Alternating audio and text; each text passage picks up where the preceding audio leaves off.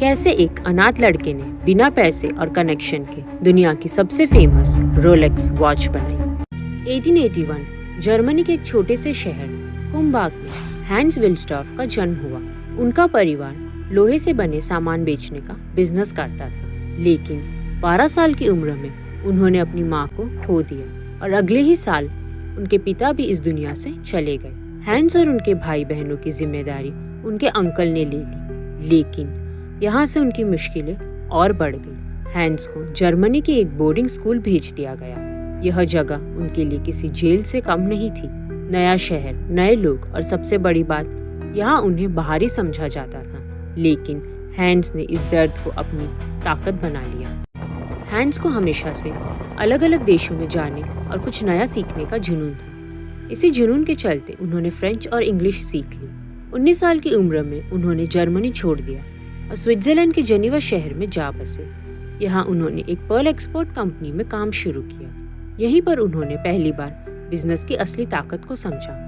उन्होंने देखा कि ये कंपनी खुद कुछ बनाती नहीं थी, सिर्फ खरीदती और बेचती थी, और फिर भी लाखों कमाती थी। उनके दिमाग में बिजनेस का बीज यहीं पर पड़ा।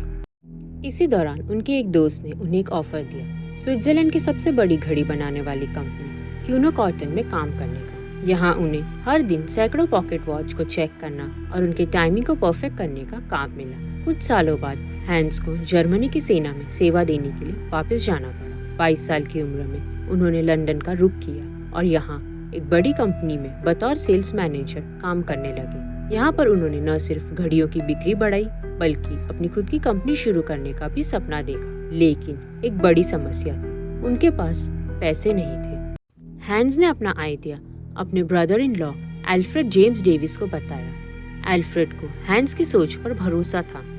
उन्होंने हैंस के बिजनेस में निवेश करने का फैसला किया। 1905 में विल्सडॉर्फ और डेविस लिमिटेड नाम की कंपनी शुरू हुई, जो आगे चलकर रोलेक्स बनी। शुरुआत में उन्होंने स्विस घड़ियों के पार्ट्स इंग्लैंड मंगवाकर घड़ियां बनाई और बेची। उनका फोकस एकदम साफ था, सस्ती लेकिन बेहतरीन क्वालिटी की घड़ियां बनाना। उस दौर में घड़ियां ज्यादातर पॉकेट वॉच के रूप में पहनी जाती थी। रिस्ट वॉच सिर्फ महिलाओं के लिए एक फैशन माना जाता था, लेकिन हैंस को इसमें एक बड़ा अवसर दिखा। उन्होंने ठान लिया कि वह एक ऐसी घड़ी बनाएंगे जो पॉकेट वॉच से भी ज्यादा भरोसेमंद हो। 1914 में उनकी बनाई हुई घड़ियां इतनी अच्छी थी कि उन्हें स्विस क्रोनोमीटर रेटिंग मिला, जो उस समय सिर्फ पॉकेट वॉच को दिया जाता था। लेकिन असली सफलता तब मिली जब 1926 में हैंस ने दुनिया की पहली वाटरप्रूफ रिस्ट लॉन्च की, रोलेक्स ऑयस्टर। अब हैंस को रोलेक्स को लोगों तक पहुंचाने का तरीका चाहिए था। 1927 में एक British swimmer Mercedes English channel तैरकर पार करने जा रही थी। हैंस ने उन्हें रोलेक्स ऑयस्टर पहनकर तैरने का ऑफर किया।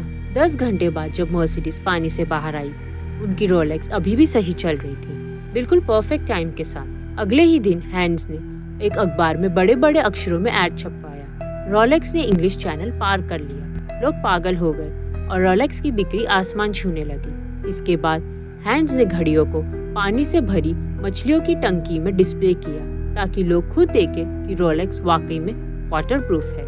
हैंस की मेहनत ने रोलेक्स को वहां पहुंचाया जहां आज यह है। उनकी बनाई घड़ियां सिर्फ समय नहीं बताती, बल्कि इतिहास, परिश्रम और परफेक्शन की पहचान बन चुकी है। अगर आप ऐसी और मोटिवेशनल कहानियाँ देखना चाहते हैं तो आप हमारी ये प्लेलिस्ट देखें, लिंक डिस्क्रिप्शन में है।